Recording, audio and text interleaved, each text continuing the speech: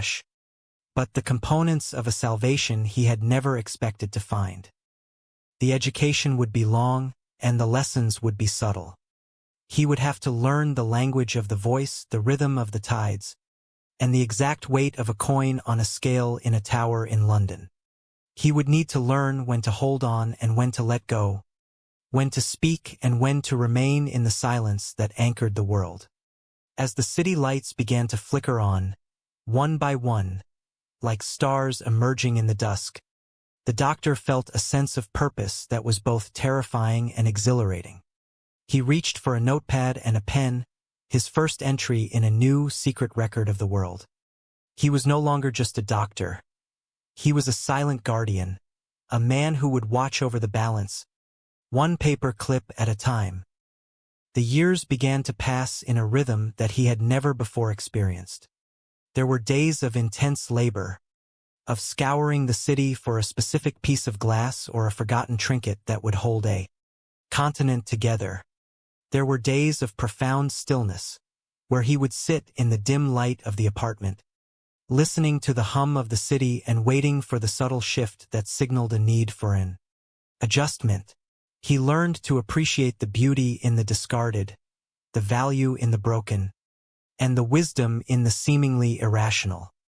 He discovered that the world was not a machine to be fixed, but a living, breathing entity that required a gentle, persistent care. He often thought of Mr. Witherspoon, wondering where he was, what he was building, and if he ever missed the quiet, complicated life he had left behind in the apartment. The doctor found that his own patients became different to him. He stopped looking for faults and started looking for the hidden potential, the internal balance that they, too, were struggling to maintain. He became a better doctor, a more compassionate man, and a more patient observer of the human condition. He realized that everyone, in their own way, was carrying a piece of the world, trying to keep it from falling, trying to make sense of the noise and the light. He became an expert in the art of the small gesture, the quiet word, and the timely intervention that could save a day, or a life, or perhaps even a heart. He never told anyone what he was doing, of course. Who would believe him? They would look at his collection of oddities, his notes, and his strange, distracted gaze, and they would call him a loony, just as they had called his predecessor. And that, he realized, was exactly as it should be. The secret was meant to be kept in the shadows, to be nurtured in the quiet spaces between the seconds. It was a burden, yes, but it was also a gift, a way of connecting with the profound, invisible fabric of reality. He grew old in the apartment, his hair turning white, his movements slowing, but his mind remaining sharp, his senses honed to the slightest tremor in the air. He remembered the first day he had met Mr. Witherspoon, the day he had arrived with his clipboards and his skepticism. He smiled at the memory of his own ignorance, the way he had once tried to define the infinite with a dictionary. He realized that the world was far more mysterious and far more fragile than he had ever dared to dream. He was content, in the end, to be a part of that mystery, to be a silent player in the cosmic play that continued, moment by moment, in the beautiful, chaotic, and wonderfully unpredictable expanse of the universe. And as he sat in the chair, watching the sun rise over the city once again, he felt a deep, abiding peace. The world was still spinning, the balance was still held, and the work, he knew, would never truly be done. He stood up, his joints aching slightly, and walked to the door. There was a sound from the hallway, a faint, rhythmic clinking that he had been waiting for all morning. It was time to find a tambourine, or perhaps a set of keys, or whatever it was that the morning required.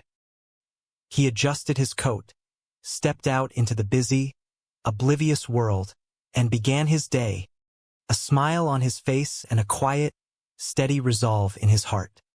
The journey was long, the tasks were many, and the rewards were hidden in the fabric of the ordinary. He walked on, one step at a time, keeping the world together, just as he had been taught. The seasons changed, turning the city from the gray of winter to the vibrant green of spring. And the doctor continued his work, his life now woven into the very tapestry he helped to sustain. He became a familiar, if slightly eccentric, figure in the neighborhood. People would see him walking, his eyes scanning the ground, his pockets filled with bits of wire and string, and they would nod in passing, some with amusement, some with a quiet, unacknowledged respect. He never asked for anything, but he was always there, a steady, calm presence in a world that was constantly in motion. He found that the more he gave himself to the task, the more he felt connected to the people around him, the city that pulsed with life, and the vast, unknown cosmos that stretched out beyond the stars. One afternoon, he found a small, brass bell in a pile of debris outside a construction site. It was tarnished and dented, but when he rang it, the sound was pure, a clear note that seemed to resonate through the air, momentarily silencing the roar of the traffic and the chatter of the crowd. He felt a sudden, sharp clarity, a sense of rightness that he hadn't felt in a very long time. He took the bell home, cleaned it with a soft cloth, and placed it on his shelf, right next to the doll head.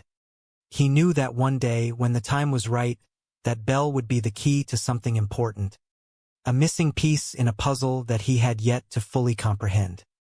He continued to study, to learn, and to grow.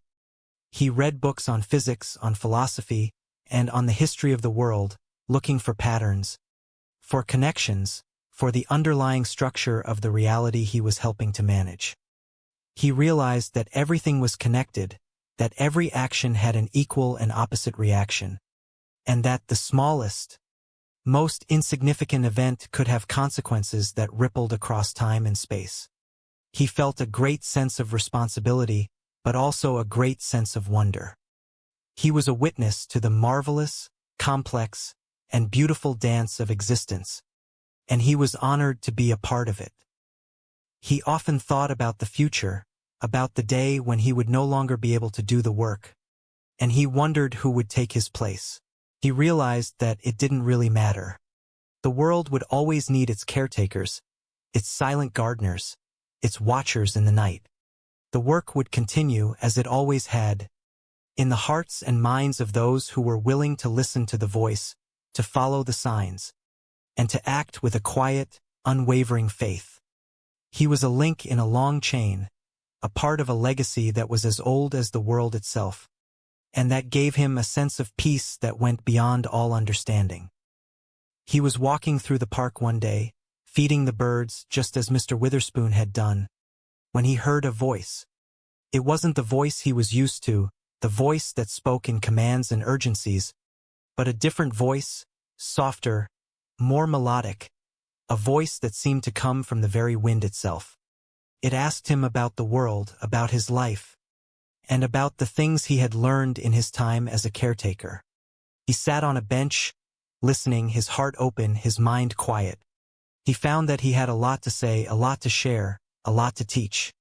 He spent the afternoon talking, not to anyone in particular, but to the air, to the birds, and to the beautiful, living world around him.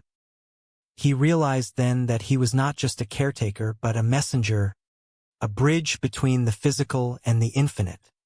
He had a duty not just to maintain the balance, but to share the knowledge he had gained, to inspire others to look at the world with the same wonder and care that he had developed. He would write it down, he decided. He would create a record, a story, a legacy that would outlive him, a testament to the importance of the small, the overlooked, and the silent. He would write about the doll heads, the paper clips, and the tambourines. He would write about the beauty of the mundane and the power of the ordinary.